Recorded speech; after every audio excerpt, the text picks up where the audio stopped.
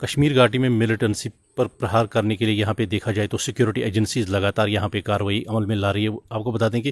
چاہے یہاں پہ سینا کی بات کریں گے, Jammu Kashmir special operation group کی بات کریں گے, لگاتار یہاں پہ ملیٹنسی کو کرب کرنے کے لیے کارروائی عمل میں لائی جا رہی ہے. لیکن وہی دوسری جانب دیکھا جائے یہاں پہ جو سیکیورٹی ایجنسیز ہے, چاہے وہاں اس میں انٹیلیجنس ایجنسیز ہے, یہاں جموں کشمیر پولیس کا جو CID ڈپارٹمنٹ ہے, نیشنل انویسٹیگیشن ایجنسی ہے, لگاتار ایسے امپلائز کے خلاف کارروائی عمل میں لا رہی ہے جن کے بارے میں یہ شک کیا جا رہا ہے, جن کے بارے میں یہ انویسٹیگیشن کرنے کے بعد یہ ثابت ہوتا ہے کہ ان کی ملیٹنسی کے ساتھ لنک ہے. آپ کو بتا دیں کہ یہاں پہ آج جموں کشمیر سرکار نے ایک اہم فیصلہ لیتے ہوئے 3 جو کرمچاری ہیں, سرکاری کرمچاری, ان کو ڈسمس فرام سروس کر دیا گیا ہے. اس میں سب سے اہم بات یہ ہے کہ کشمیر یونیورسٹی کے جو PRO ہیں, public relations officer Faheem Aslam کے بارے میں کہا جاتا ہے ان کو ڈسمس فرام سروس کیا گیا ہے. ان کے بارے میں یہ کہا جا رہا ہے کہ انہیں سعید علی شاہ گیلانی جو حریت کے نیتا تھے, جن کی لاسٹ ایئر ڈیتھ ہوئی تھی, ان کے بارے میں کہا جاتا ہے کہ سعید علی شاہ گیلانی نے ان کو ایک لیٹر دی تھی, جس کے بعد وہ کنٹریکچوئل امپلائی لگے تھے کشمیر یونیورسٹی میں. اس کے بعد وہ کنٹینیو ہوئے تھے اور ایک اہم عہدے پہ فائز تھے, وہاں پہ اسپوکس مین کام کرتے تھے. لیکن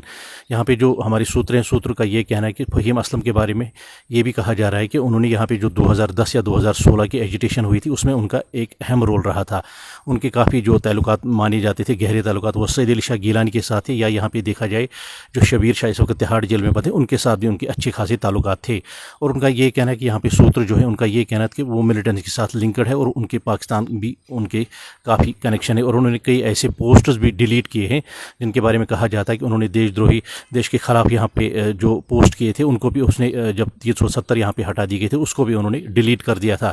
لیکن یہاں پہ دیکھا سرکاری ایجنسی, سیکیورٹی ایجنسی جو ان کے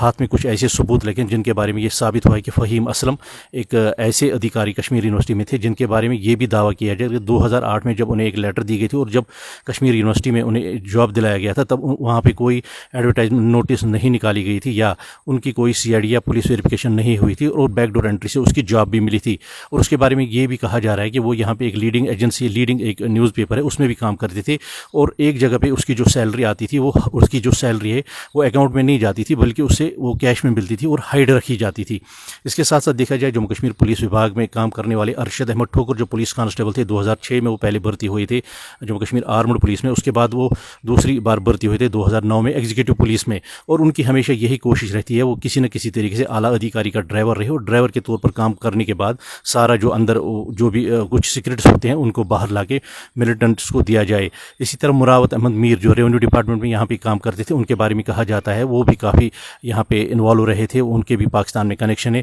اور اس طرح آج ایک کل ملا کے دیکھا جائے تو جموں کشمیر کے لیفٹنٹ گورنر کے سائن پہ, ان کے کہنے پر یہاں پہ 3 اور کرمچاریوں کو ڈسمس فرام سروس کر دیا گیا ہے. اور آج تک دیکھا جائے تو 52 امپلائز جن کے ملیٹنسی کے ساتھ کنیکشن تھے, ان کو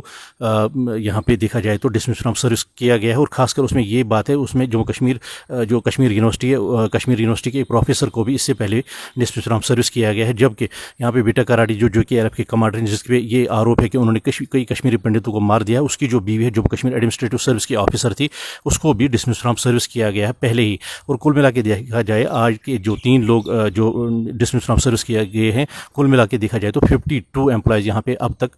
ڈسمس فرام سروس کیے گئے. اور آنے والے دنوں میں کہا جا رہا ہے کہ کئی ملازمین پر اور گاز گرنے والی ہے, اور کئی ملازمین کو برطرف کرنے کی کارروائیاں عمل میں لائی جا رہی ہے. میر آفتاب, پنجاب کیسری TV, سری نگر.